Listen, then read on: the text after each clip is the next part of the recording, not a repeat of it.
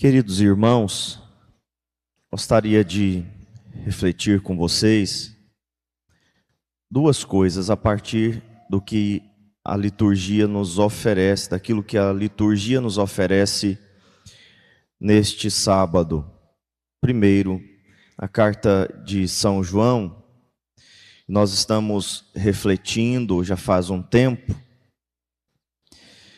Nós ouvimos o apóstolo dizer: caríssimos, esta é a confiança que temos no Filho de Deus. Se lhe pedimos alguma coisa de acordo com a sua vontade, ele nos ouve. O apóstolo diz isso porque o próprio Jesus ensinou: tudo que pedires ao Pai em meu nome, ele vô-lo concederá. É uma promessa. Tudo que nós pedirmos ao Pai, tudo que nós pedirmos a Deus, Ele vai nos dar, desde que seja de acordo com a sua vontade. E aqui está uma cláusula, que nós ignoramos muitas vezes. E por isso não entendemos porque que aquilo que a gente pede não chega a nós. Muitas vezes aquilo que a gente pede não é da vontade de Deus. Não só porque a coisa é ruim em si mesma, e infelizmente tem muita gente que reza para que coisas ruins deem certo. Vou imaginar aqui, uma mulher que se apaixona pelo vizinho casado e reza para a mulher dele morrer, por exemplo, para que ela se acidente e ele fique solitário, disponível para ela se envolver com ele.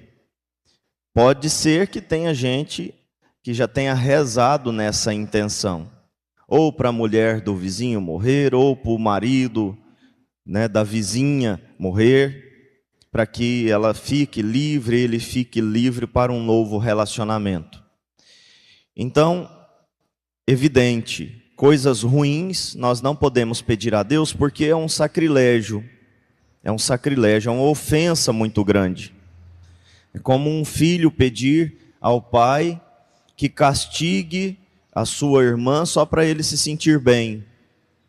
Um filho pedir ao pai que retire da sua irmã, do seu irmão, algum benefício, só porque ele não gosta do seu irmão e da sua irmã, como o benefício da vida, por exemplo, ou outras coisas. Então nós não podemos pedir coisas más a Deus. Infelizmente, muita gente pede. Vamos imaginar Davi rezando para que Urias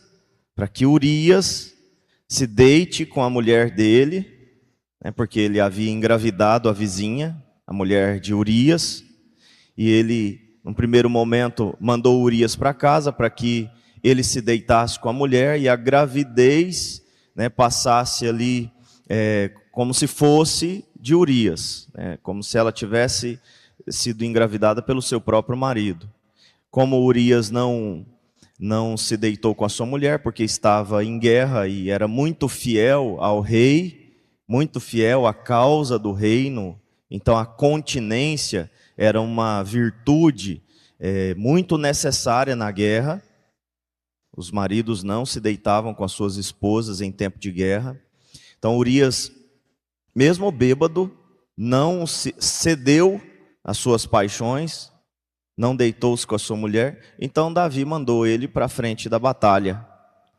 E provavelmente rezou, torceu para dar certo. Não, ele vai morrer, eu vou ficar com a mulher dele, ninguém vai saber que o filho é fruto de adultério. E deu no que deu. Nós conhecemos a história de Davi, como ele sofreu as consequências dos seus atos nesse sentido, do seu pecado. Mas também tem coisas boas que a gente pede que não são boas para nós. E Deus, na sua infinita sabedoria, sabe que não é bom para nós. Nós temos um problema. Nós sabemos muito bem pregamos muito bem que Deus é onipotente. Ele pode tudo, né? Até a Xuxa canta, né? Tudo que eu quiser, o cara lá de cima vai me dar. Então, até as pessoas que nem têm muita fé, que não têm muito jeito, essas pessoas sabem que Deus pode tudo, que Ele é onipotente. Mas nós esquecemos que Ele é onisciente também. Ele não só pode tudo, mas Ele sabe tudo. E como Ele sabe tudo, Ele sabe o que é bom para mim. É simples assim. Eu não posso tudo e por isso peço a Ele. Peço na oração, nas novenas, nas súplicas que faço diante do sacrário. Eu peço porque eu não posso tudo. O que eu posso resolver, eu peço a bênção, a graça e vou resolver. Mas aquilo que eu não posso, quando chega na minha limitação, e nós temos muitas, nós pedimos àquele que pode tudo. Mas Ele também sabe tudo, Ele é onisciente. E se Ele sabe tudo, é óbvio que Ele sabe o que é bom para mim. E aqui está algo que nós ignoramos. Ele pode tudo. Ele sabe tudo. Ignoramos até que Ele está em todo lugar, que Ele é onipresente, né? Até esses tempos eu dizia, tem muita gente que acha que entre quatro paredes Deus não entra. Ele não está em todo lugar. Entre quatro paredes, né? Ali na vida do marido e da mulher, o que eles fazem no quarto não interessa a ninguém. Não interessa aos padres, não interessa a moral, não interessa a doutrina, não interessa a Deus, porque entre quatro paredes ninguém deve se meter. Ninguém deve se importar com o que acontece lá. Isso é problema do casal. Não, mas Deus entra ali. Então, se Deus está ali, a palavra também está, a moral também está, né? Os ensinamentos são válidos, os ensinamentos morais. Deus está em todo lugar. Não dá para fugir dele também. Eu vou fazer escondido porque ninguém vai ver. Mas Deus vê, Deus sabe, não adianta. Entre quatro paredes, o que você faz no celular, o que você faz escondido, longe, né, das luzes, no escuro, no escondimento, Deus sabe. Deus sabe o que nós pensamos, ou Deus está lá naquele lugar onde nós pensamos que Ele não está, e Ele sabe o que nós fazemos no íntimo do nosso coração, os planejamentos, né, que nós elaboramos dentro de nós, tudo Ele sabe. Em todo lugar Ele está, porque Ele é onipresente também. Então Ele é onisciente, Ele sabe o que é bom para mim. E se Ele sabe o que é bom para mim, Ele vai me dar o que é bom, porque Ele é bom, porque Ele é misericordioso, porque Ele é amoroso. E a gente precisa aceitar essa realidade. Então nós pedimos, Senhor, se for da Tua vontade, me dá tal coisa. Aí Ele não dá, nós ficamos emburrados, irritados, brigamos com Deus, fugimos da igreja, deixamos de pagar o dízimo, né? Uma das moedas de troca, né, que os católicos mais gostam de usar com Deus e com o padre e com a igreja é o dízimo. Porque, como eu já escutei de várias pessoas, padre só pensa em dinheiro, né? Então, se ele não fizer o que eu quero, eu vou parar de devolver o dízimo, né? Certa vez, uma mulher disse que não ia devolver o dízimo e de fato parou de devolver o dízimo porque a filha dela ficou grávida pela segunda vez e a culpa era minha. Né? Não é que eu não fiz nada, eu só ensinei, né, que casamento deve ser aberto à vida, assim, aquilo que a igreja ensina. A culpa era minha nesse sentido, né, para deixar bem claro. Deixou de pagar o dízimo e falava para todo mundo: eu não pago, não devolvo o dízimo nessa igreja mais. Quer dizer, eu vou punir o padre, vou castigar o padre. Mas por quê? Porque eu falei a verdade. Casamento deve ser aberto à vida. Aí a filha ficou grávida pela segunda vez dentro do casamento, né, e a casa caiu. E eu fui punido, né? E como que me puniram? Tirou o dízimo. porque padre só pensa em dinheiro, então aqui é um ponto que as pessoas gostam de usar como troca, né? Vai lá na secretaria, pede uma coisa absurda, e a gente não pode fazer, não devolvo mais o dízimo. E assim por diante, né? Então, não adianta a gente querer também obrigar a Deus, né? Fazer chantagem com Deus, fazer trocas. Deus sempre vai dar o que for melhor para nós. Custe o que custar.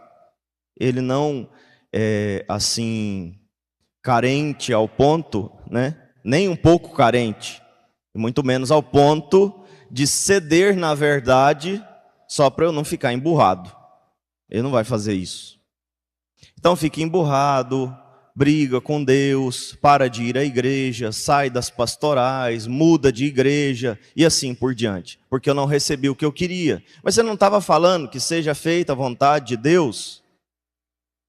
Você não estava falando que se for da vontade de Deus você quer?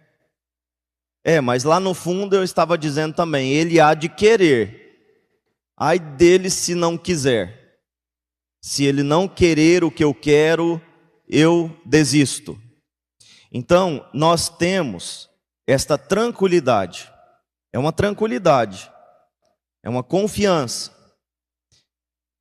Se pedimos alguma coisa que esteja de acordo com a vontade de Deus, Ele nos ouve. Então, não podemos duvidar. Se for da vontade de Deus, Ele vai nos dar. E, portanto, se Ele vai nos dar, porque é da vontade dEle, então nós já temos mesmo antes de pedirmos. Aí a pergunta é, para que pedir então, se Ele já vai dar? Para que pedir? Porque o pedido, a súplica, a oração, faz parte da vida cristã, como um meio também de nós participarmos daquilo que vamos receber. Deus quer que nós participemos, nós vivamos a alegria de receber. A alegria de receber também dentro da alegria de dar. Por quê? Porque eu estou recebendo porque eu pedi, porque eu me esforcei, porque eu rezei, porque eu fiz a minha parte. Deus quer aumentar a minha alegria na hora de receber. Também é fruto do meu esforço, é fruto da minha perseverança, é fruto da minha súplica. Veja como Deus é bom. Ele é muito bom. Ele não quer dar de graça, simplesmente. Embora tudo que venha de graça, seja graça, Ele quer que nós participemos de todo esse processo. E participar do processo é também predispor a alma, o corpo, a vida para receber aquilo que estamos pedindo. Porque quando a gente pede, a gente se predispõe a receber. E essa predisposição também é necessária, que é a nossa cooperação com a graça. Temos essa tranquilidade, como a Virgem Maria. Tudo que ela pede a Jesus é atendido. A oração da Virgem Maria, podemos dizer, é onipotente. A oração dela pode tudo, porque ela nunca vai pedir algo que não esteja em conformidade com a vontade de Deus. Então ela tem essa tranquilidade, e nós temos a tranquilidade também de colocar as nossas questões nas mãos da Virgem Maria, porque ela vai resolver. Tudo que ela encaminhar para Deus será resolvido, será atendido, porque ela jamais vai pedir algo que não esteja em conformidade com a vontade do Pai. Para terminar esse ponto, nós precisamos buscar isso na nossa vida também.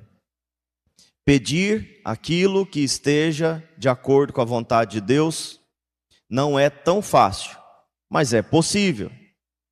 Nós precisamos entender a palavra de Deus, nós precisamos entender como funciona também a dinâmica de Deus, a lógica de Deus. Mergulhar no mistério de Deus é condição para sabermos o que podemos e devemos pedir. Estar na presença de Deus, ser aberto, porque Ele coloca no nosso coração o que devemos pedir. Ele revela o que devemos clamar. Ele revela para nós, Ele se abre a nós também, mostrando qual é o caminho. Então, queridos irmãos, vamos aprender isso. Vamos aprender a pedir a Deus o que é bom para nós. Aprender a pedir e aprender a esperar, né, que Ele nos dará sempre o que for bom para nós. O segundo ponto está no Evangelho, né, esse Evangelho belíssimo, belíssimo. Veja como termina esse trecho do Evangelho de São João que nós lemos. Os discípulos de João contam a João que Jesus também está batizando, né, que está fazendo algo semelhante ao que ele estava fazendo. E João não fica enciumado, João não fica triste, pelo contrário, olha o que ele diz. Ninguém pode receber alguma coisa se não lhe for dada do céu, alguma coisa boa. Ninguém pode receber se não vier de Deus, porque Deus é o sumo bem. Vós mesmos sois testemunhas daquilo que eu disse. Eu não sou o Messias. Quer dizer, eu já tinha falado, eu não sou o Messias. Eu sou apenas a voz que clama no deserto. Mas fui enviado à frente dele. É o noivo que recebe a noiva. Portanto, eu não sou o noivo. Eu sou amigo do noivo que está presente e escuta. E que se enche de alegria ao ouvir a voz do noivo. E ele conclui dizendo: esta é a minha alegria, e ela é completa. É necessário que ele cresça e eu diminua. João está dizendo, eu estou feliz porque finalmente chegou o noivo. Finalmente chegou aquele, né, para o qual eu preparei o caminho. Finalmente chegou aquele que é o cordeiro que tira o pecado do mundo. Então eu não fico triste. Eu quero que todos os meus discípulos vão para ele. Eu quero que todas as pessoas o sigam, porque eu não sou digno de desamarrar as sandálias dele. Eu sou apenas a voz que clama no deserto. E ele conclui, é necessário que ele cresça e eu diminua. Essa expressão de São João Batista, e nós devemos levar para a nossa vida espiritual, para a nossa maturidade cristã, para a nossa busca de maturidade cristã, é uma expressão, além de bela, né, necessária. Nós passamos, às vezes, a vida toda na igreja, procurando crescer e não diminuir. Porque esse é o paradoxo da vida cristã. Nós crescemos diminuindo. Quanto menor nós somos, maiores nós somos. Quem é o maior no reino de Deus? Aquele que é o menor. Aquele que serve a todos. Aquele que se faz pequeno. Aquele que faz pouca conta da sua vida. Que faz pouco caso da sua vida. Em favor do reino de Deus. Jesus nos ensinou isso várias vezes. Aquele que dá a vida, aquele que se entrega. Porque aquele que quiser conservar a sua vida vai perdê-la. Mas aquele que der a sua vida por causa de mim do Evangelho, vai ganhá-la para a vida eterna. Então crescer,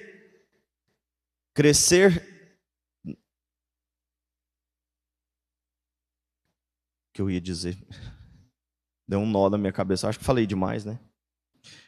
Vou terminar aqui. Então crescer na presença de Deus, crescer nas virtudes, crescer na vida de oração, crescer no conhecimento da palavra de Deus, crescer no entendimento das coisas sagradas, crescer no entendimento das coisas de fé, é uma meta para todos nós. É uma meta. Nós queremos crescer, mas para que isso aconteça, nós precisamos diminuir. Diminuir o nosso ego, diminuir o nosso egoísmo, diminuir as nossas vontades, diminuir os nossos projetos. Nós precisamos diminuir. Para que ele cresça, é necessário que eu diminua. E aqui está o gargalo para nós. Porque nós queremos crescer sendo grandes, sendo cada dia mais vistos, mais prestigiados, mais considerados. E São João Batista, ele se alegra com este movimento de Deus crescer na vida dele e ele diminuir. Esse é o contentamento de São João Batista e esse deveria ser o nosso. Nós devemos passar a vida toda, na verdade, procurando diminuir, procurando se rebaixar, nos rebaixar, porque só assim Deus vai crescer em nós. Só assim Deus vai aparecer em nós. Então vamos pedir essa graça ao Senhor, que Ele cresça em nossa vida, em nossas atitudes, em nossos sonhos, em nossos projetos, em nossas virtudes, que Cristo cresça cada dia mais e eu diminua. Porque o que eu sou, nas minhas imperfeições, nas minhas paixões desordenadas, não importa e não leva a lugar nenhum. Nós estamos cansados de saber disso, mas não nos desapegamos. Somos apegados a quem nós somos e não queremos abrir mão desta miséria, né, para deixar Deus crescer. Então é um trabalho aí da vida toda. Vamos pedir essa graça ao Senhor. Louvado seja o nosso Senhor Jesus Cristo. Para sempre seja.